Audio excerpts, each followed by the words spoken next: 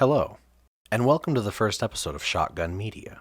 Today we will be taking a look at a very lovely film entitled The Bye-Bye Man. I was originally going to make the first episode a look into the world of The Grudge, but as that movie has some semblance of competency to it, as well as a rather prevalent bias on my part as I actually enjoyed the movie, I figured I would begin the series with an examination of some rather low-hanging fruit.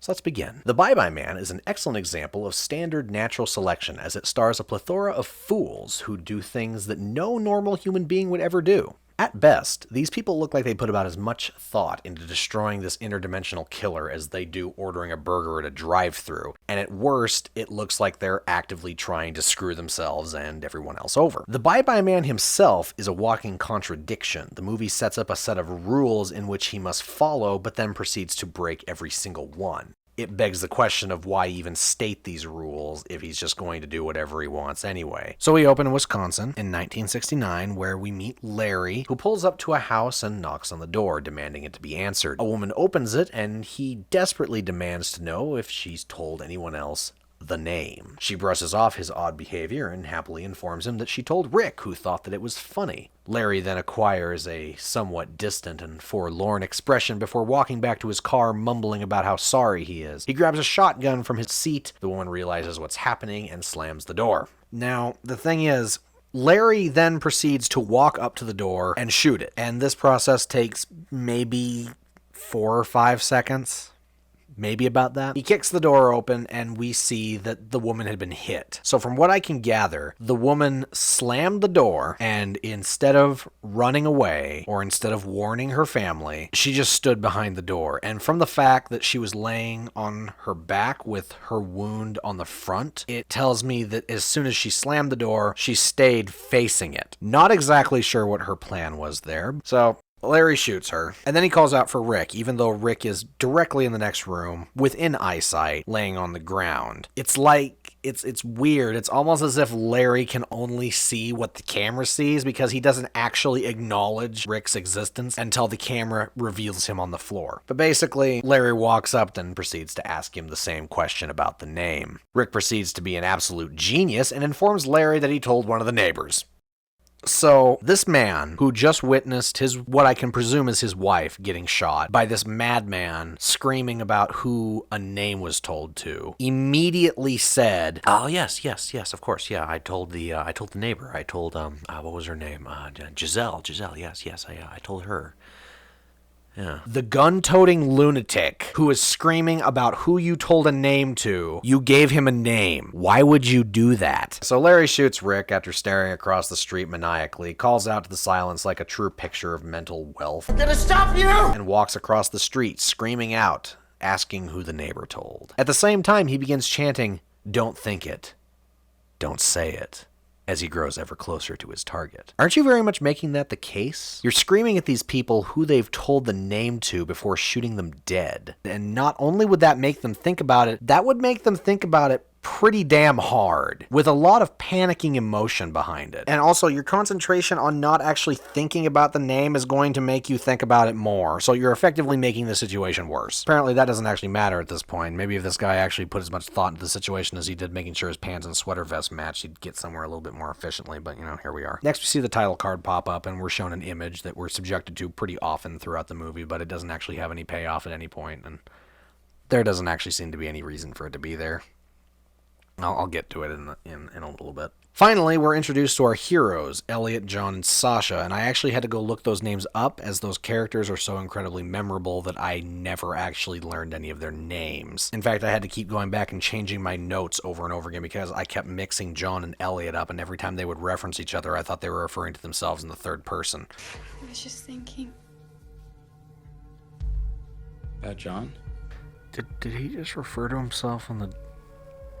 Oh, God damn it. So they shuffle around an empty house for a bit, and from what I can gather from the amount of attention I'm giving this scene is that our fearless trio are college students renting this house as an alternative to living in a dorm. Sasha and Elliot are the lovely couple, and John is the third wheel. I'm sure that'll never be a stupid problem at any point. That, of course, becomes even more evident as we see John flirting with her in the very next scene. How are they able to afford this place? There's only 3 of them, and you never actually see them working. This place is pretty big. I have a hard time believing this is more convenient than a college dorm. Not only that, but Elliot makes a comment about how he was under the impression that the place was fully furnished, and since it isn't, I suppose they just moved into a house they never looked at? So the 3 make their way to the basement, where Sasha expresses interest in a very standard-looking bedside desk. She moves her finger over it, and a light begins flickering. We find out later that the name Bye Bye Man is scribbled all over the inside of the desk, which leads one to believe that he is the one causing the light to flicker. However, at this point, none of them actually know this, and the Bye Bye Man is not supposed to be able to do anything until they know his name, as established rather prominently in the opening. I can accept this, though. Maybe the sheer fact that his name is written down gives him a certain amount of energy, and it's not like it's directly affecting our characters yet, so no major laws broken.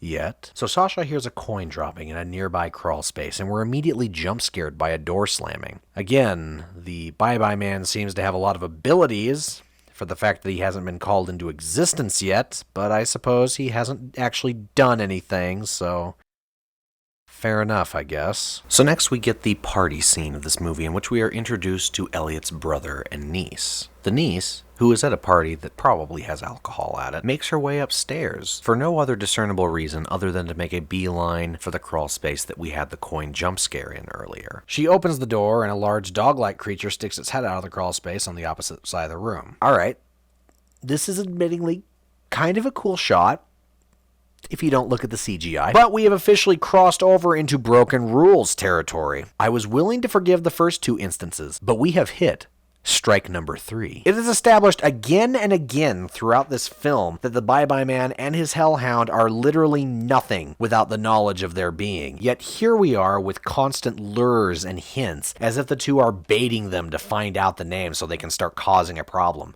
Clearly they can already physically manifest, so why do people need to be thinking about them in order for them to do anything? They already are doing things. They're basically just kickstarting the plot because apparently it's too hard to write something interesting that abides by the rules presented. I mean, it's not like the name is that hard to figure out. Either of our male main characters could say it on accident when saying goodbye to one another. Bye-bye, man.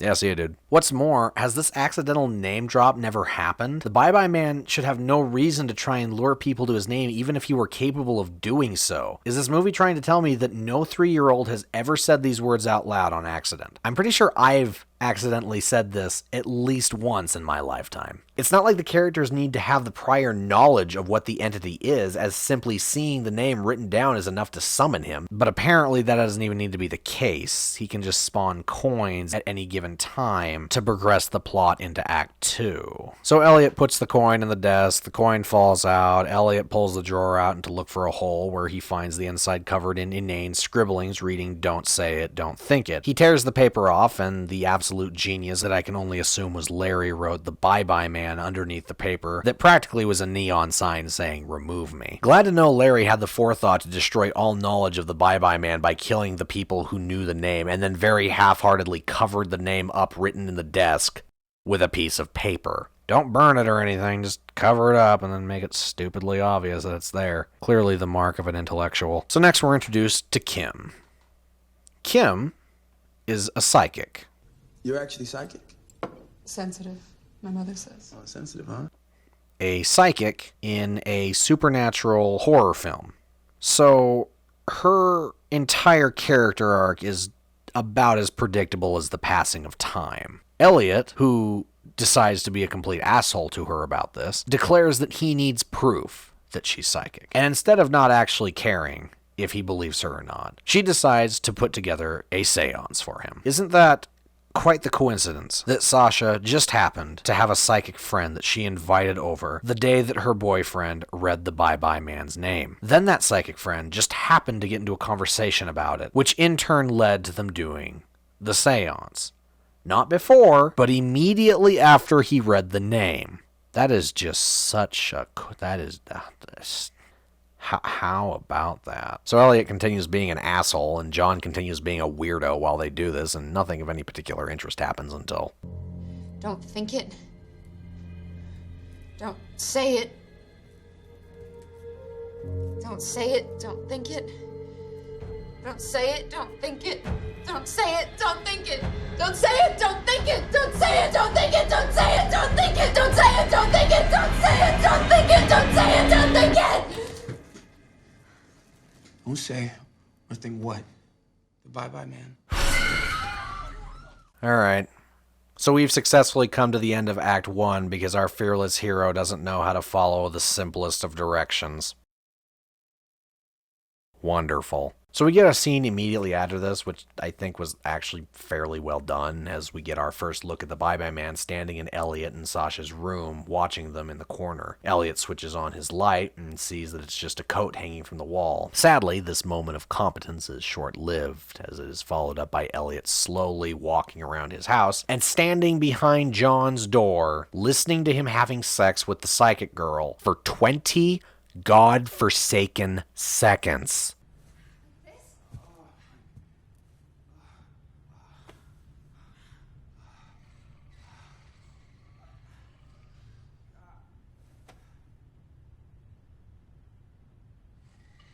Why is this in the movie? So he hears some scratching, looks out the window, doesn't see anything. His girlfriend gets up, asks what the hell he's doing. He asks if she hears it too, and then they both stare out the window, and then nothing actually happens and the scene ends.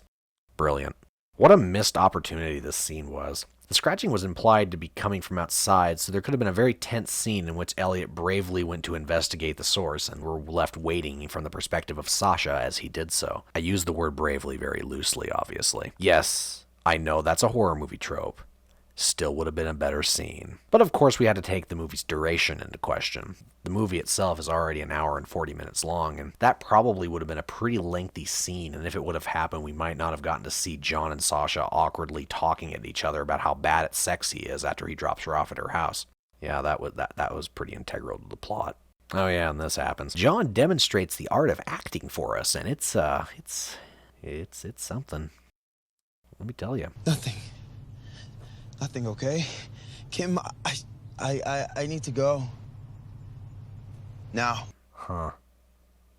So yeah, Elliot finds some scratch marks on the bricks of his back porch while simultaneously looking like he's never slept in his entire life. Elliot proceeds to tell John about it, and I don't know. I can't tell if this is just their acting abilities falling directly into the sewers or if this was the editor's fault, but something about this scene just feels incredibly off. Elliot points it out, and John shrugs it off and says somebody at the party did it. Elliot follows up saying that he heard it last night, and John says, "What do you mean you heard something?" And then the scene ends.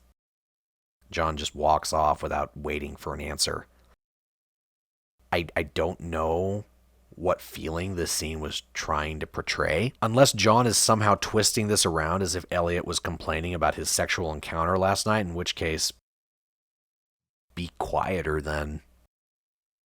So he goes back into the house and continues being a complete weirdo to Sasha. I think this was supposed to be shocking, but it honestly isn't too far off from how he's been acting anyway towards her, so I'm left wondering if the writers intended for it to be strange behavior on his part or not. He then goes on to talk about how Kim is disgusting and he needs to wash her off, and Elliot proceeds to defend her, saying that's not cool, even though last night he was literally making fun of her and insulting her for something that didn't actually matter. But now all of a sudden the roommate who's constantly hitting on your girlfriend says something mean, and that's too far.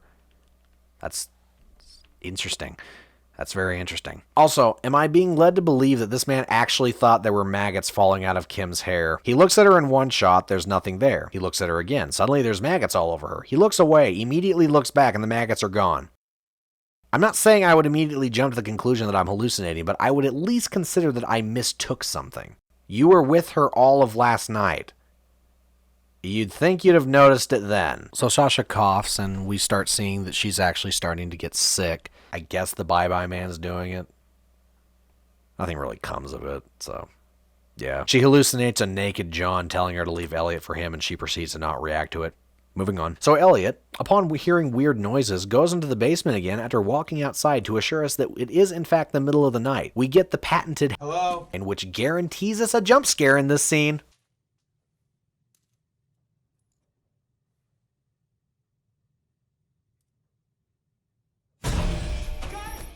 Thankfully, we get rid of that pesky horror thriller nonsense and get right back to the important stuff. What were you doing? Studying, talking? Wonderful. So John rubs Sasha's arm, and Elliot gets understandably upset about it given the circumstances, and they both proceed to call him paranoid. Maybe this is a hallucination, but it's never actually established. Next, we get a scene where Elliot and Sasha are discussing the Bye-Bye Man. This is a scene that really showcases Cressida's acting, and it's just... It's like now that I know his name, he's coming for me. Oh boy. Tonight you thought the house was empty when we were here. You went away, Elliot. It's just... It's horrible. She tried. The thing is I don't even really think that this is entirely her fault. The actress herself is British, and the filmmakers wanted to make this character American. So they're having her try to do an American accent when she's not really that experienced with acting to begin with. So, Gams rolls? We didn't hear you. You have a weird house, Mr. Daisy. if you're focusing on what your voice sounds like and not your actual performance, it's never actually going to end well. And then we get whatever the hell this is. And now that it's been brought up, now is a lovely time to discuss it. This train pops up repeatedly throughout the film. Makes you think there's some kind of backstory or lore about the Bye-Bye Man that involves it. There's not. This never goes anywhere. Now, it's worth mentioning that the Bye-Bye Man is actually based on a legend of sorts. In an abridged version, the Bye-Bye Man was born an albino and was thus tormented and bullied by his peers. This led him to eventually becoming a serial killer who would ride around the country by means of train, murdering whoever he decided upon that particular day. Eventually, he became blind and instead created for himself a hellhound of sorts, sewn together by the eyeballs and tongues of his victims, thus the constant eyelessness and bleeding from the mouth scares throughout the film. The dog, amply named Gloomsinger, is apparently constantly deteriorating, so therefore the Bye-Bye Man has to keep killing people in order to take their tongues and eyes and make sure his dog doesn't completely rot away. While this doesn't explain everything in the movie, doesn't that little bit of information make so much more of it make sense?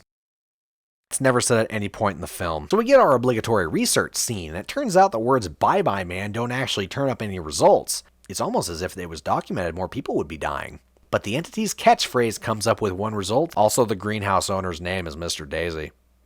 Subtle. So anyway, Elliot proceeds to continue displaying his raw intellect by telling the librarian about the Bye-Bye Man.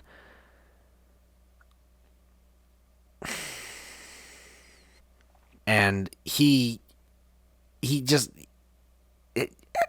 Have you not figured out that you shouldn't tell people about this? The thing's catchphrase tells you to not, and you knew that before you even knew the name.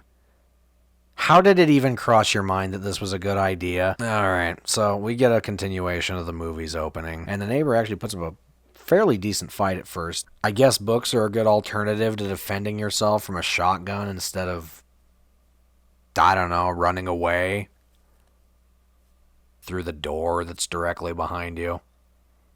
This works for a moment. What the hell? This girl doesn't even look scared. She just looks mildly annoyed that Larry burst into her house with a shotgun and murdered her mother. So Larry's shotgun stops working so we can get this moment of tension as he tries to shoot himself twice, and when it doesn't work, he resigns himself to drink poison instead. But not before he sees the Bye-Bye Man observing his dog in all its CGI glory, eating the corpses of the people he just murdered.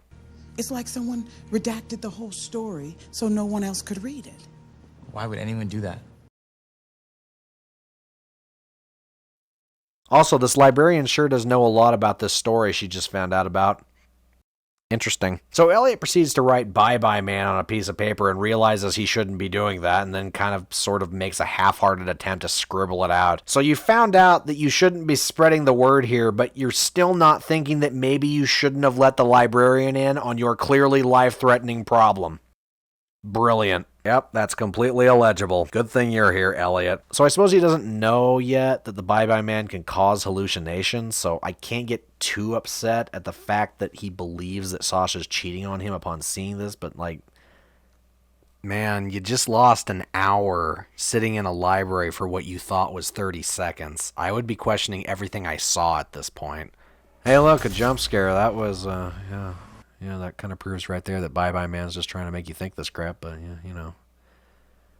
You're not smart enough to figure that out. So Elliot goes to Kim's house to ask for another seance, and Kim is clearly insane at this point, and she's about as subtle about it as a semi-truck crashing into a library. Listen, what are you doing? You mean right now or since the party? She goes and washes blood off her hands after practically announcing to Elliot that she's completely lost any semblance of lucidity, and Elliot picks up upon it about as well as you'd expect at this point. On the car ride over, Kim basically explains that she's going to murder him and both his friends, and Elliot looks down at the bloody weapon, very obviously sticking out of her purse, and after Elliot informs her that he told the librarian as well, Kim mentions they have to get to her too, to which our junior detective replies with, What do you mean you have to get to her? Sadly, we may never know the answer to that question, as Kim sees a car wreck next to a train track with some injured civilians, causing her to demand the car to be stopped. Okay. Try to bear with me on this, because this is the point where our heroes decide to throw all logic and common sense out the window.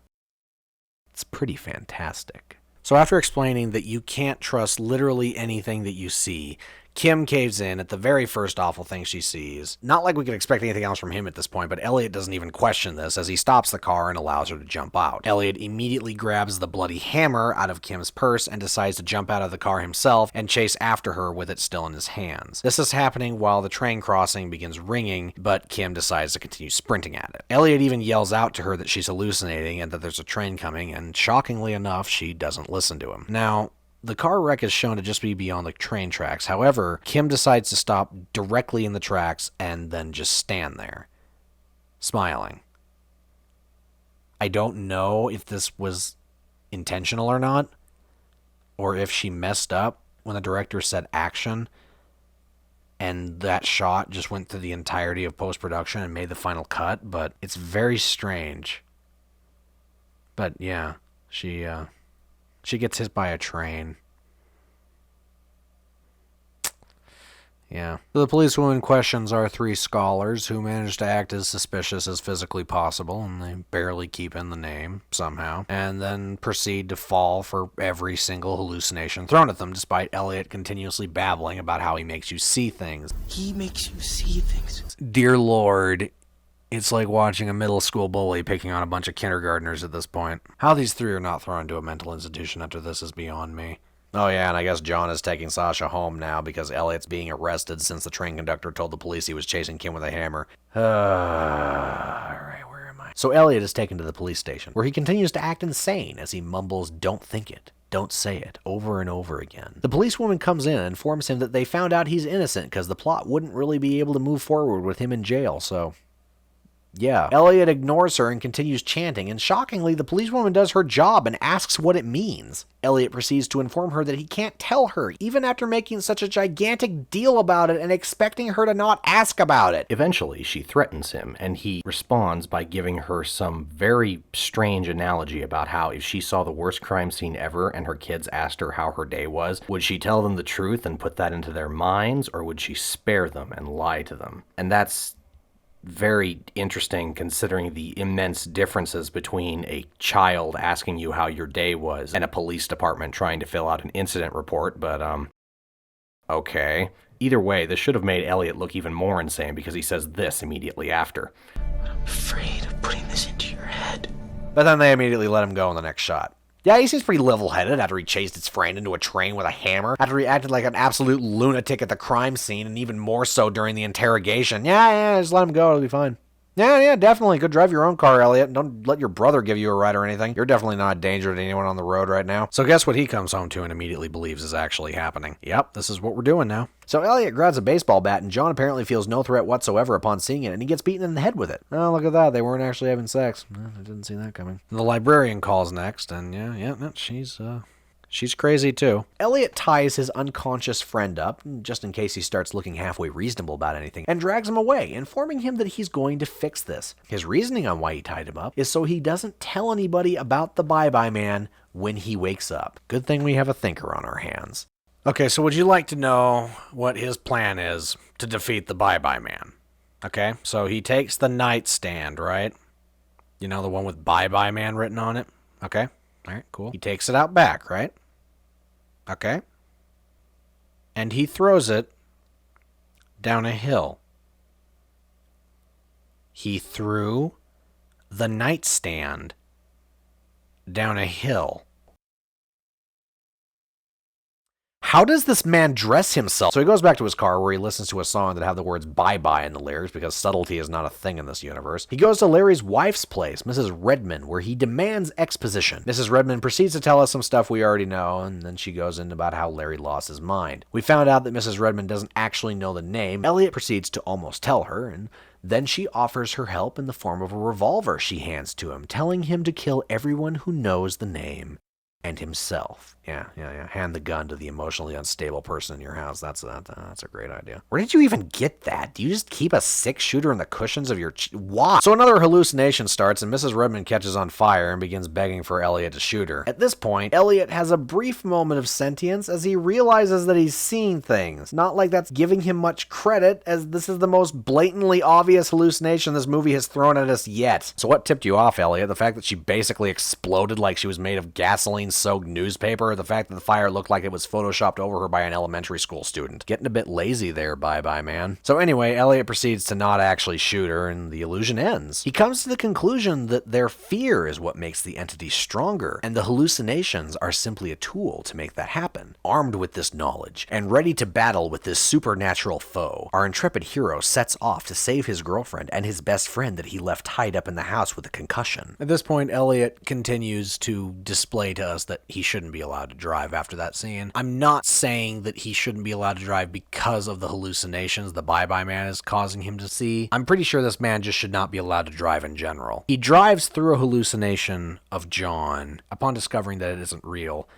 and after driving through it, he immediately turns around while driving down the road at 60 miles per hour and stares over his shoulder in the direction that the hallucination was in.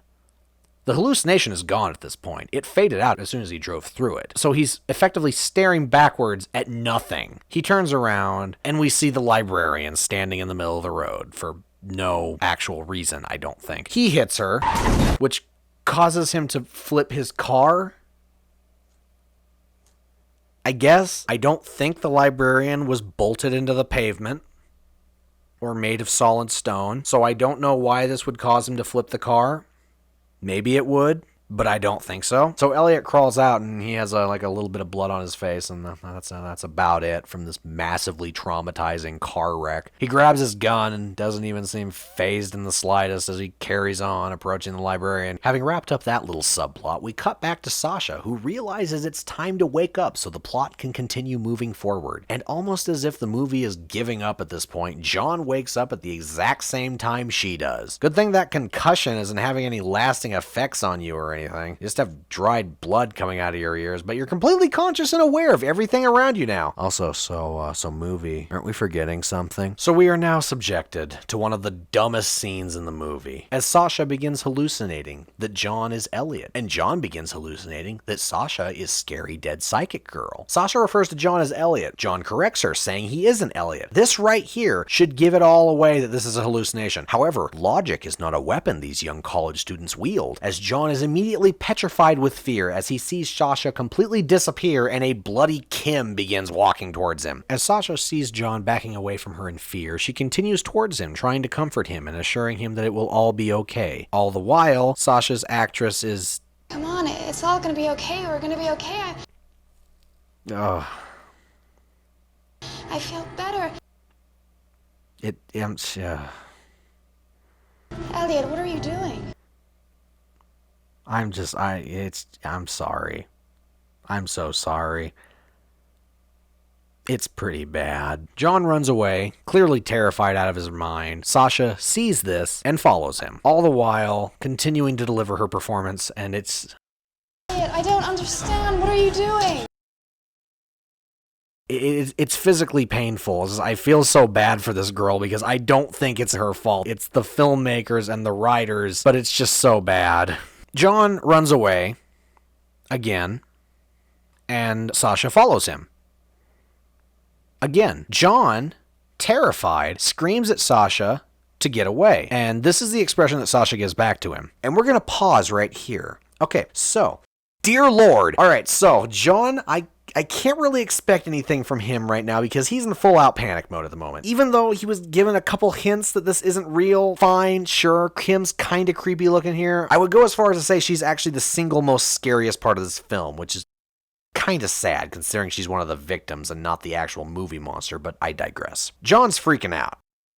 Badly. Can't really expect any forms of critical thinking on his part at the moment. However, this idiot! Sasha is given numerous chances to take a step back and think to herself, okay, my boyfriend is panicking at me for some reason. We've all been hallucinating vividly for the last couple days. I wonder if there's a connection. Maybe I should take a step back from the situation and wait for this little episode to subside. Maybe I shouldn't continue walking after the person who's clearly horrified out of their mind as they look at me. Perhaps I should apply basic levels of common sense and like just a little bit of thought to the situation. But no. She keeps following him. She even gets right up behind him as he grabs a pair of scissors from a nearby desk. Even though nobody would ever do that. But, we gotta get that quick jump scare in. But don't worry, Elliot has arrived to save the day. Not only does he have the knowledge that he can use to battle the Bye-Bye Man, but he shouts it all out to Sasha and John as he races up the stairs. Sasha, John, it's a trick. It's not real. Clearly, Elliot will use this knowledge to save everyone. Or he could throw all of it out the window and believe the very first unsettling thing he sees. Brilliant. All right, so, Elliot, tell me.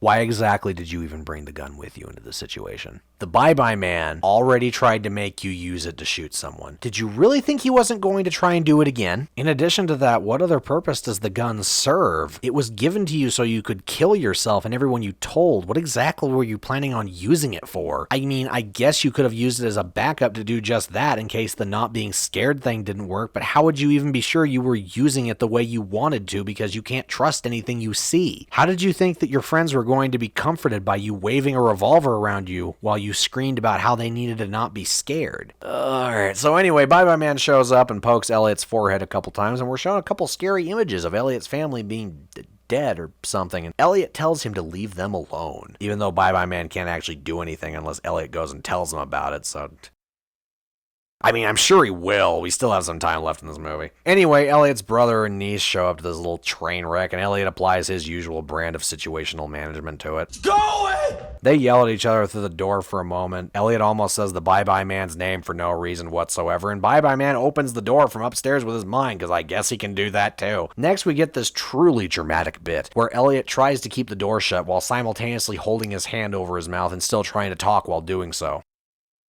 This is our protagonist, ladies and gentlemen. Finally, he gets the door shut, and we get this tense moment where we don't know if Elliot's brother is going to find out about the Bye-Bye Man or not. Not for any intelligent reason, mind you, but because Elliot is a gigantic moron and keeps saying it out loud. But don't say it! Don't think it! So Elliot shoots himself in the head, and the collective IQ of the world gets just that much higher. Oh yeah, and then the house caught on fire because I don't know why. So anyway, the movie sputters and coughs to a grinding halt as we find out the little girl found the nightstand that Elliot so cleverly disposed of, and she says there's writing in it. But when asked what it is, don't worry folks, she can't read in the dark. Not like it matters anyway, because the movie ends with John being taken out alive, and he proceeds to immediately say the Bye-Bye Man's name to Trinity as the movie cuts to black, and I mean, I'm just not even surprised about that at this point.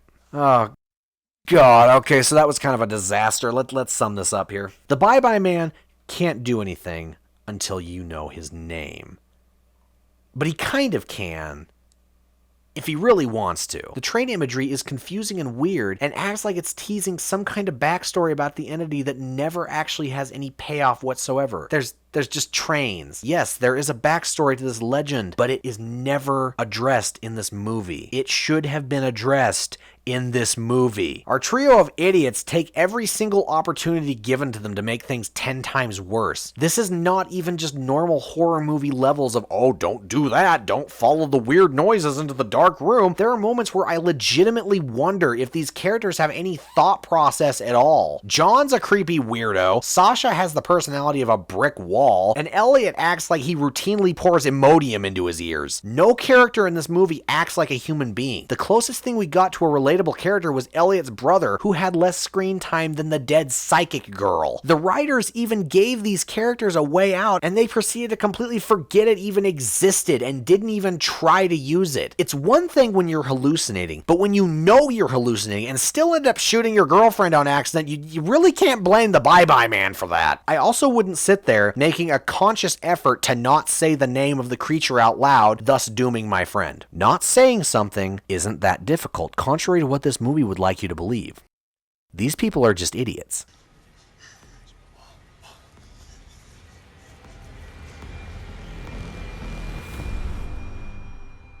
Thank you for watching. If you enjoyed this video, please feel free to leave it a like. Also feel free to subscribe if you want to see further videos like this. I'm hoping to turn this into a regular series, and if I do say so myself, I think I chose the perfect movie to kick it off. I know from here on out, nothing will ever be able to top the level of quality in this masterpiece. But next time, we will try. But until then, I hope you have a lovely day.